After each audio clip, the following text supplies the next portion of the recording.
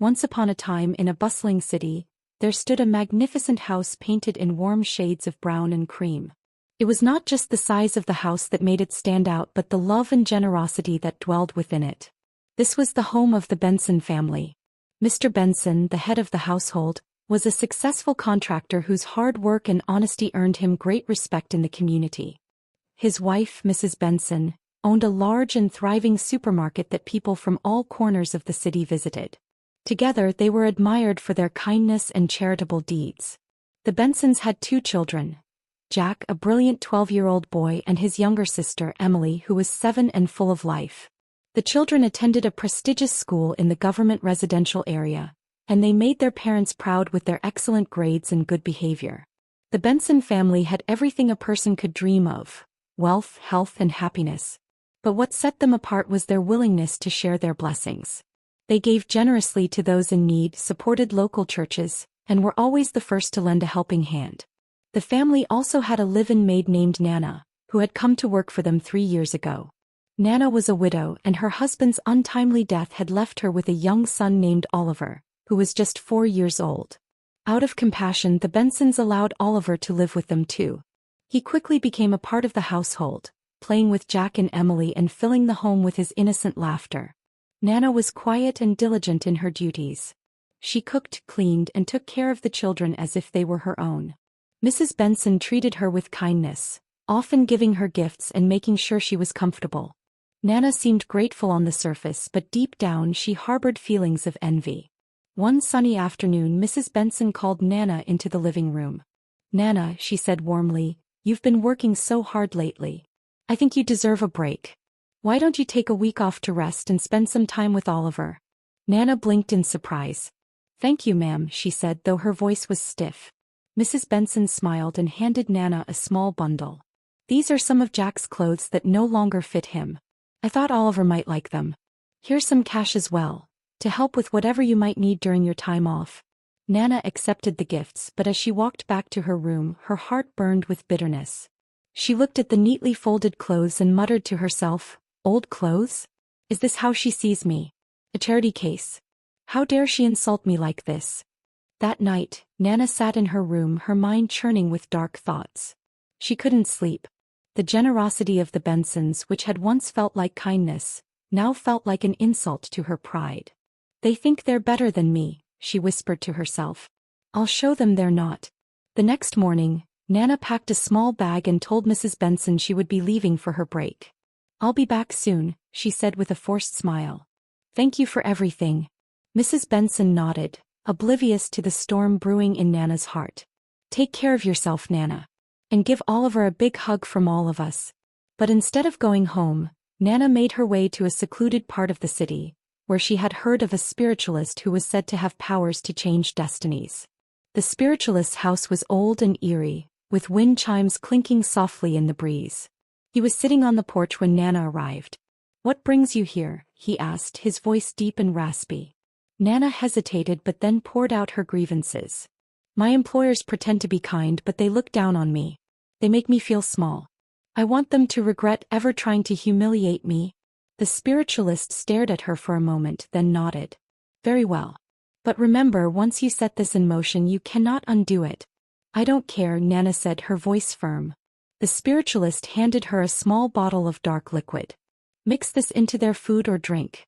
It will sow misfortune in their lives. Use it carefully." Nana took the bottle and left, her mind racing with plans. By the time she returned to the Benson household a few days later, her bitterness had turned into a simmering hatred. When she arrived, Mrs. Benson greeted her warmly. "You're back early.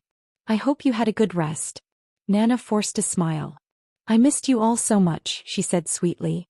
Life in the Benson household continued as usual, but Nana's demeanor changed. She was no longer the quiet, humble maid they had known. She began to carry out her duties with a strange, detached air. And all the while, she waited for the perfect moment to use the potion the spiritualist had given her. Meanwhile, the Bensons had no idea that their peaceful life was about to be turned upside down. They continued their good deeds, unaware that someone close to them was plotting their downfall. In the coming weeks, the once happy home would be filled with sorrow and despair. But for now they lived blissfully, believing in the goodness of the world and the people around them. Nana's return to the Benson household was uneventful, but beneath her calm facade she was consumed by anger and jealousy. Each day as she watched the Bensons laugh together, help their neighbors and live comfortably, her bitterness grew deeper.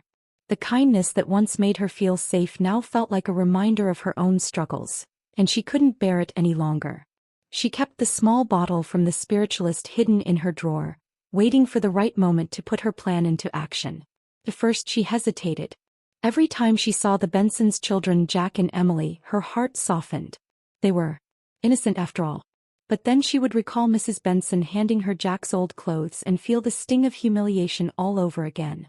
"I've been treated like a servant all my life," Nana muttered to herself one night as she stared at the bottle. "It's time they know what it feels like to lose everything." The next morning Nana decided to act. It was a sunny Saturday and the Benson family was preparing for a weekend gathering for themselves. Mrs. Benson had spent the morning baking and cooking, filling the house with the rich smells of roasted chicken, fresh bread, and chocolate cake. Nana assisted her as usual, chopping vegetables and setting the table, all while waiting for an opportunity. When Mrs. Benson stepped out to check on the children, Nana quickly retrieved the bottle from her apron pocket. She opened it and poured a few drops into it. Was bubbling on the table gas cooker. The liquid mixed in immediately, leaving no trace. Nana's hands trembled slightly as she replaced the lid and tucked the bottle back into her pocket. By the time Mrs. Benson returned, Nana was calmly stirring the pot. "Smells delicious, ma'am," she said with a polite smile. Mrs. Benson beamed. "Thank you, Nana. I couldn't do this without you." The family ate to their satisfaction after, and the afternoon was filled with laughter and conversation. Everyone complimented the food, especially the stew, and Mrs. Benson proudly shared her recipe. Nana stayed in the background watching as they ate, her face a mask of innocence. At first nothing seemed to happen. The day ended as it always did, with the Bensons thanking Nana for her help and retiring to their rooms. But over the next few weeks, subtle changes began to occur. The first sign of trouble came when Mrs. Benson received a call about her business. A large shipment of goods she had been expecting had not arrived at the port. Initially she thought it was a simple delay, but days turned into weeks and the shipment was declared lost at sea. "I can't believe this," Mrs. Benson said, pacing the living room one evening. "That shipment was worth millions. How are we going to recover from this?" Mr. Benson tried to console her. "We'll figure something out," he said, though his voice was tense. But the bad luck didn't stop there.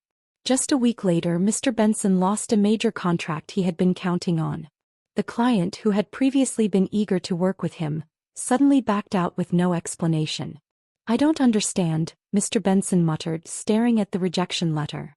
Everything was going so well. As the days passed, more misfortunes piled up. Mrs. Benson's business began to suffer as customers dwindled, and Mr. Benson struggled to find new projects. The once cheerful home grew quiet, the air heavy with stress and worry. Nana, however, felt a twisted sense of satisfaction. "This is what they deserve," she thought. Yet even as she gloated, a small voice in the back of her mind whispered doubts. Was this really justice, or had she gone too far? One night tragedy struck. Jack, the Bensons' eldest son, fell gravely ill. It started with a fever that quickly escalated, leaving him bedridden and weak. The family rushed him to the hospital, but the doctors were baffled. "We've run every test," one doctor said, shaking his head. "But we can't find anything wrong. It's as if his body is just shutting down." Mrs. Benson clung to her husband, tears streaming down her face. "Why is this happening to us? What did we do to deserve this?" Jack's illness drained what little strength the family had left. They stopped eating together, their conversations turned into whispers of worry, and the house that once felt so warm now seemed cold and lifeless. Nana watched from the sidelines, her heart torn. She had wanted the Bensons to feel pain, but she hadn't expected it to go this far. Jack's pale face haunted her, and Oliver, her own son, began to ask questions. "Why is Jack sick, Mama?" he asked one evening. "I don't know," Nana replied, avoiding his gaze. Deep down she did know. But admitting it, even to herself, was too much to bear. The Bensons, desperate for answers, turned to prayer. They visited church after church, seeking help from pastors and congregations. Each time they brought Nana and Oliver with them, not wanting to leave anyone behind. We have to stay strong, Mrs. Benson said during one of their late-night discussions. God will see us through this. Mr. Benson nodded, though his face was lined with exhaustion. We just need to keep believing. Their faith was unwavering, but Nana's guilt grew heavier with each passing day. The potion had worked too well and she began to fear the consequences of her actions. What if the spiritualist's warning had been more than just words? As the Bensons clung to hope, Nana started to feel the weight of her choices crushing her. She had planted a bitter seed, and now she was watching it grow into something monstrous. The Benson household, once filled with laughter and warmth, was now a shadow of its former self. Misfortunes seemed to pile one on top of the other, threatening to destroy the family. Jack remained bedridden, his condition worsening despite countless prayers and trips to the hospital. Emily, too young to understand fully, tried to comfort her parents, but her bright spirit was dimmed by the heavy atmosphere. Mrs. Benson's supermarket, once a thriving business, struggled to stay afloat. Customers had stopped coming in droves, and suppliers refused to deliver goods on credit. Bills began to pile up on the kitchen counter, and the once well-stocked pantry now held only the bare essentials. Mr. Benson fared no better. The loss of his biggest contract had sent ripples through his career, tarnishing his reputation. Old clients stopped calling and new opportunities seemed to vanish before they could take root. The stress of it all began to take a toll on him both physically and emotionally. I don't know how much more of this I can take, he admitted to Mrs. Benson one night as they sat in the dimly lit living room. We'll get through this, Mrs. Benson said, though her voice wavered. We have to. For the kids. But deep inside, even she wasn't sure how they would survive. Nana watched all of this unfold with a mix of emotions. At first, she had felt satisfaction as the Bensons' perfect life began to crumble. She thought it was justice, a way for them to understand the struggles she had faced. But as the weeks turned into months, her satisfaction turned to unease. The sight of Jack, pale and motionless in his bed, haunted her. She couldn't forget the sound of Mrs. Benson sobbing in the middle of the night or the hollow look in Mr. Benson's eyes. Even little Emily seemed to be fading, her laughter replaced with quiet whispers and tearful hugs. Nana began to regret her actions, but she was too afraid to admit what she had done. She avoided the family as much as she could, spending most of her time in her room. Even Oliver, her young son, noticed the change in her. "Mama, why don't you play with me anymore?" he asked one day, tugging at her sleeve. "I'm busy, Oliver," she replied, though her voice lacked conviction. Things came to a head one rainy evening. The family had just returned from another church service, their hopes slowly dwindling. As they sat together in the living room trying to find some semblance of comfort, the phone rang. Mrs. Benson answered it, her hands shaking. After a brief conversation, she hung up and turned to her husband, her face ashen. "The bank," she whispered. "They're going to seize the house if we don't pay the mortgage by next month." Mr. Benson clenched his fists, his jaw tight. "What more do they want from us? We've lost everything." As the couple argued, Emily clung to Jack's hand, tears streaming down her face. "Why is this happening to us?" she asked softly. No one had an answer. That night Nana couldn't sleep. She lay awake, staring at the ceiling as guilt gnawed at her insides. She thought of the spiritualist's words. "Once you set this in motion, you cannot undo it." She had wanted the Bensons to suffer, but now it felt like she had unleashed a storm she couldn't control. Was there any way to stop it? The next morning she decided to visit the spiritualist again. She told Mrs. Benson she needed to visit her son's school and promised to return by evening. The journey to the spiritualist's home was long and fraught with anxiety. When she finally arrived, she found him sitting on the same rickety porch, his piercing eyes seeming to see right through her. "You're back," he said, his voice calm but cold. Nana hesitated, then fell to her knees. "Please, I need your help. I didn't realize how much pain I would cause. The family, they've lost everything. Their son is dying. Please tell me how to undo it." The spiritualist stared at her for a long moment, then shook his head. "You were warned. The spell you asked for feeds on their misery. The only way to stop it is to confess your actions and seek their forgiveness. But even then, the consequences may not be fully undone." Nana's heart sank. Confess. How could she possibly face the Bensons and admit what she had done? They had trusted her, welcomed her into their home and treated her like family. "But what if they don't forgive me?" she asked, her voice trembling. That is a risk you must take, the spiritualist replied. Only the truth can set you free now. Nana returned to the Benson household in a daze. She couldn't eat, couldn't speak. All she could think about was the spiritualist's words. The next morning Mrs. Benson called everyone to the living room. We're going to another church program today, she announced. It's a special deliverance service. I believe this might be our last hope. Nana felt a chill run down her spine. The idea of stepping into another church filled her with dread. What if the truth came out there? What if she was exposed? But she had no choice. She had to go with them. The service was unlike anything Nana had ever experienced. The church was packed, the air thick with the sound of prayers and worship. As the pastor began to preach, Nana felt an overwhelming sense of unease. Suddenly, the pastor paused and pointed in their direction. There is someone here who has brought destruction upon this family, he said. God is ready to set you free, but you must confess. Nana froze, her heart pounding. The room seemed to close in around her and she could barely breathe. The pastor's words felt like they were meant for her and her alone. As the congregation began to pray, Nana felt a burning sensation in her chest. She tried to resist, but it was too much. Before she knew it, she was on her knees, tears streaming down her face. I did it, she cried. I'm the one who caused all this. The Bensons turned to her in shock. What are you talking about? Mrs. Benson asked, her voice trembling. Nana confessed everything. The potion, the spiritualist, her jealousy and bitterness. The room fell silent as her words sank in. Mrs. Benson's face crumpled with pain. Why, Nana? We treated you like family. Why would you do this to us? I was blinded by anger, Nana sobbed. I'm so sorry. Please forgive me. The pastor stepped forward. Forgiveness is the key, he said gently. But healing will take time. The Bensons didn't respond right away. The betrayal was too fresh, the wounds too deep. But in their hearts, they knew they would have to find a way to move forward, for themselves and for their children. The drive home from the church was silent. The atmosphere in the car was heavy, each person lost in their own thoughts. Mrs. Benson sat in the passenger seat, her eyes staring out the window, tears silently streaming down her face. Mr. Benson gripped the steering wheel tightly, his knuckles white with suppressed emotion. In the back seat, Emily clung to Jack, who was too weak to lift his head. Nana sat apart, her head bowed in shame, her hands trembling in her lap. Oliver, sensing the tension but not fully understanding, leaned against his mother and whispered, Mama, are you okay? Nana could only nod, unable to speak. When they arrived home, the Bensons gathered in the living room. The air was thick with a mixture of anger, sorrow, and confusion. Nana stood before them, her shoulders hunched, tears dripping onto the tiles.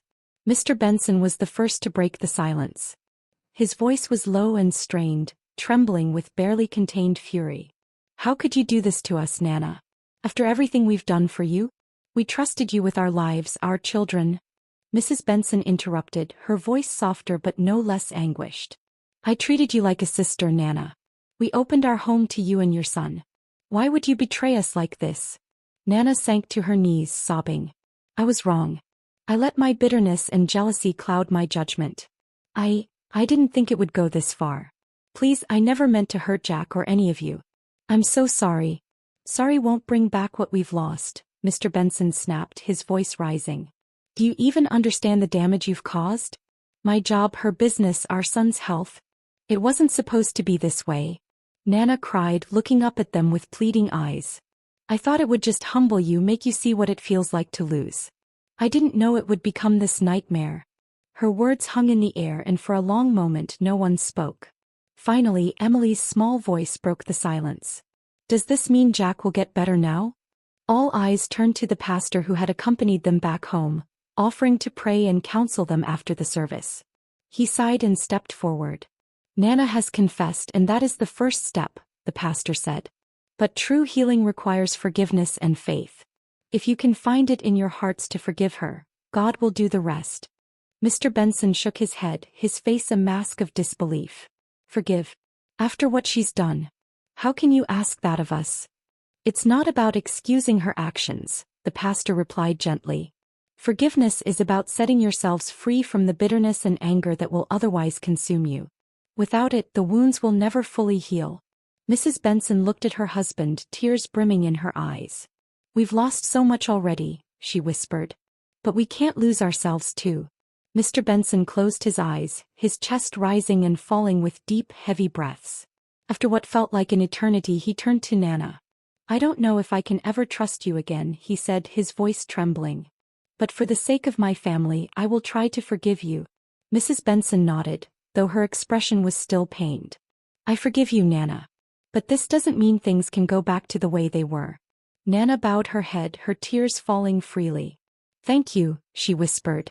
"I don't deserve it, but thank you." The pastor led them in prayer, asking for healing, restoration, and guidance. The Bensons prayed with desperation, their voices raw with emotion. Nana prayed too, her heart heavy with remorse and hope. When the prayer ended, Jack stirred for the first time in days.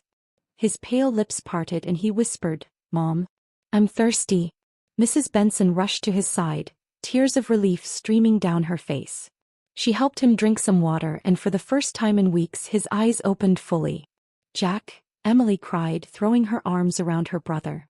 The family gathered around him, their hearts filled with cautious hope. It was a small sign, but it was enough to rekindle their faith. The days that followed were a time of rebuilding. The Bensons focused on Jack's recovery, their prayers growing stronger and more fervent. Slowly he began to regain his strength, though the process was slow and fraught with worry. Mrs. Benson's business also began to show signs of recovery. A supplier who had heard of her troubles offered her a new deal, and loyal customers started returning. Mr. Benson, too, received an unexpected opportunity when an old client reached out with a new project. It wasn't as large as his previous contracts, but it was a start. Nana, on the other hand, struggled to find her place. She continued to help around the house, but the dynamic had shifted. The Bensons were polite but distant, their trust shattered. She spent her nights praying, asking for forgiveness and guidance. She also began visiting the church regularly, seeking counsel from the pastor and volunteering to help with charitable work. One evening, as she was tucking Oliver into bed, he asked, "Mama, are we going to leave this house?" Nana's heart ached at the question. She didn't know what the future held, but she was determined to make things right no matter how long it took. Months passed, and though the wounds remained, the Benson family began to heal. Jack returned to school, his laughter slowly filling the house once more. Emily's bright spirit returned, and the bond between the siblings grew even stronger. For Mr. and Mrs. Benson, the journey was harder. The betrayal had left a scar that couldn't be erased, but they chose to focus on the blessings that remained. Their faith, once tested, was now stronger than ever. As for Nana, she continued to work and pray, hoping that one day, the Bensons would see her not as the woman who had betrayed them, but as someone who had truly changed. Life at the Benson household gradually began to normalize, but the scars left by Nana's betrayal lingered. Forgiveness had been given, but trust was not something that could be restored overnight. For the Bensons, each day was a test of their resolve to move forward, while for Nana, each moment was an opportunity to prove that she was genuinely remorseful and committed to change. The church became a central part of everyone's life. The Bensons found solace in their growing faith, while Nana immersed herself in service, volunteering for every task. She cleaned the pews, prepared meals for the less fortunate, and offered to help with church events.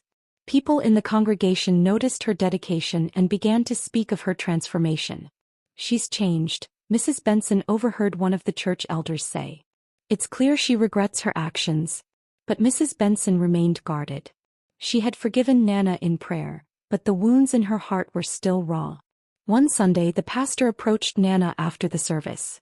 "Nana," he said, his kind eyes studying her, "how are you feeling about everything?" Nana hesitated before replying. "I'm trying, Pastor. But I know the Bensons don't trust me yet, and I don't blame them. I just want to make things right." The pastor nodded. Sometimes, redemption is not just about seeking forgiveness. It's about taking action to heal the wounds you've caused. Have you thought about how you might do that? His words lingered with Nana, and that evening as she sat in her small room, an idea began to form. The next morning, Nana approached Mrs. Benson in the kitchen. She was nervous but determined. "Madam," she began, "I know I can never undo what I've done, but I want to help. I've been saving some money and I'd like to contribute to the household expenses. I know it's not much, but—" Mrs. Benson looked at her, surprised. Nana, we don't need your money. What we need is to know that we can trust you again. I understand, Nana said quietly. And I'll keep working to earn that trust. But please, let me help in any way I can. It's the least I can do. The Bensons began to heal, though they remained cautious in their interactions with Nana. One day, Nana approached Mr. Benson with another proposal. Sir, she said hesitantly, I've been thinking about what the pastor said about redemption being more than just words. I'd like to leave and start a new life, but before I go, I want to make sure you're all okay. Mr. Benson frowned. Leave? Why? I've caused enough pain, Nana said, her voice trembling. I don't want to be a constant reminder of what happened. I think it's best if I step away and let you all move forward. Mrs. Benson, who had been listening from the doorway, stepped forward. Nana, leaving won't fix anything. If you truly want to make amends, stay and continue to prove yourself. Trust is rebuilt over time, not by running away. Nana was stunned. You want me to stay? Mrs. Benson nodded. You've shown that you're trying to change. Leaving now would undo all of that. We may not be where we were before, but I believe we can get there someday. With renewed determination, Nana stayed and continued her path of redemption. Slowly but surely, the Bensons began to warm up to her again. Jack and Emily in particular grew close to her, seeing her efforts to make up for her mistakes. Months later, on a sunny afternoon, the Benson family gathered for a small celebration. It was Jack's birthday and the house was filled with laughter and joy, a stark contrast to the darkness that had once enveloped it. As they sat around the table, Mr. Benson raised his glass. To second chances, he said, his voice filled with emotion. And to the strength of family, forgiveness and faith. Everyone raised their glasses, including Nana, who felt a warmth in her heart she hadn't known in a long time. From that day forward, the Benson household became a place of love and resilience. They learned that even in the face of betrayal and hardship, forgiveness and faith could lead to healing. As for Nana, she found a new purpose in life. She dedicated herself to helping others, using her story as a testament to the power of redemption. And though the road to trust was long, the Bensons and Nana walked it together, proving that even the deepest wounds could heal with time, effort, and love.